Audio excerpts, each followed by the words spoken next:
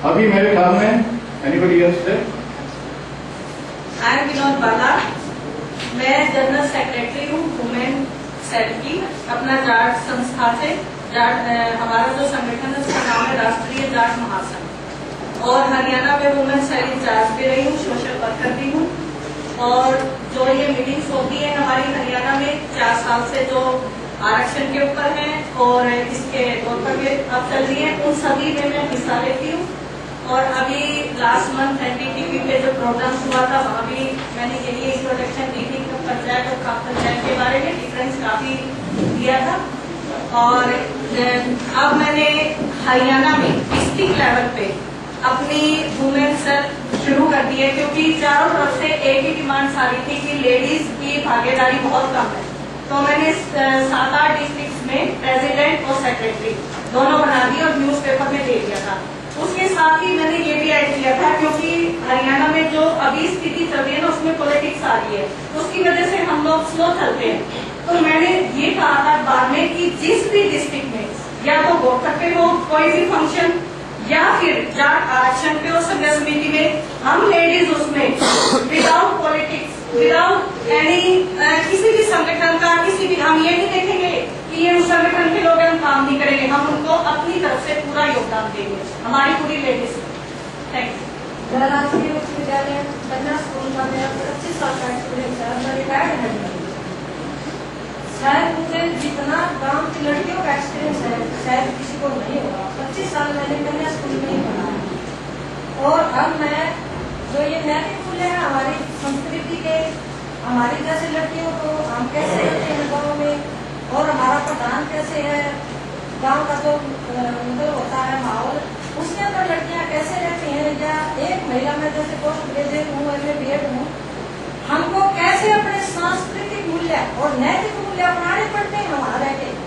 मैं शहरी वातावरण से आई थी हिसार से, और तो मैं बाद में गांव में आई, तो मैं तो कैसे अपना आपको अपने बुजुर्गों के उसमें माहौल में ढालना पड़ा, नहीं तो हमारे को इतना मान सम्मान नहीं मिलता।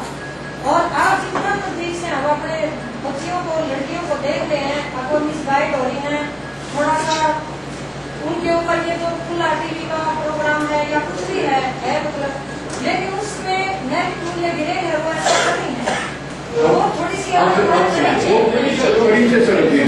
मैं कमा रही हूँ और रिटायर्ड एडमिनिस्ट्रेटर हूँ कन्या स्कूल। 360 के प्रधान रामचंद्र जी और जया की तरफ से ये दोनों पंचायतों के अध्यक्ष हमारे पास हैं, हमें बताएं कि ये क्या विचार रखते हैं। हमें पीढ़ी जो ये बच्चों की मौत हो जाती है, मर्डर हो जाते हैं, उसके बारे में आप क्या महसूस करते हैं? क्या ये सही माने में हमारे उसका आउटकम है या फिर ऐसे दूसरा चाहिए? देखिए, खाप पंचायतें आज तक का रिकॉर्ड रहा है कि खाप पंचायत ने कभी भी ऐसा नहीं किया है। क्या आपका नाम बता दें? मास्टर रामपाल दरिया, प्रवक्ता दरिया खाप। आज तक किसी भी खाप ने ऐसा निर्णय नहीं लिया जिसमें उनको मर्डर की सजा दी गई हो, हिंसा करने की इजाजत दी गई हो। किसी भी खाप पंचायत ने ऐसा निर्णय नहीं लिया गया। लेकिन हमारा जो मीडिया है, पत्रकार भाई बंधु है, ये जो निर्णय देते हैं उस निर्णय से उल्टे हटकर अपने इसको तालिबानी फैसला सुना दिया, ये कर दिया, ये बातें कहते हैं। जैसे मैं एक उदाहरण के तौर पर आपने बताना चाहूंगा कि ऐसा ही केस राय के अंदर हुआ था और खाप पंचायत ने दोनों लड़के लड़की को बाहर रहने के लिए कहा था, क्योंकि एक गांव के में शादी हो गई थी पुत्र में, तो उन्होंने कहा तुम ताजिंदगी बाहर रहेंगे।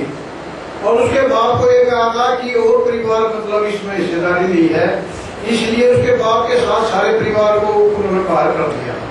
लेकिन उसमें थोड़ा सख्त निर्णय लिया गया, सारे परिवार का दोष नहीं था, उसके ऊपर सब खाप पंचायत हुई। तो जिस तरह से पहले हमारे छोटा एक समूह होता है उसको थोड़ा बोलते हैं, फिर उससे पन्ना बोलते हैं, 2-3 छोरों को मिलाकर एक पन्ना होता है, फिर गांव आता है, फिर तपे होते हैं, और तत्वों के बाद जो सभी तत्वों को मिलाकर एक खाप बनती है और विभिन्न खापों को मिलाकर सर्व खाप पंचायत बोली जाती है।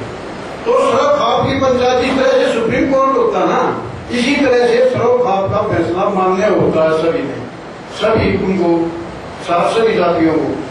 तो उस सर्व खाप पंचायत में ये निर्णय दिया गया कि वे उसके जो परिवार के थे बाकी तो निर्दोष और ये तालिम की बाहर रहेंगे और उसका बाप दोषी था, उसको 3 महीने तक बाहर रहेगा। 1 कोटी का जुर्माना कर दिया और वो सारे परिवार में मांगकर वो परिवार संपन्नता से बच रहा है। लेकिन कुछ परिवार ऐसे हैं जो मतलब इस अपनी बेइज्जती को सहन नहीं कर सकते कि मेरी लड़की इसके साथ भाग गई, तो मतलब उनका मर्डर कर देते हैं।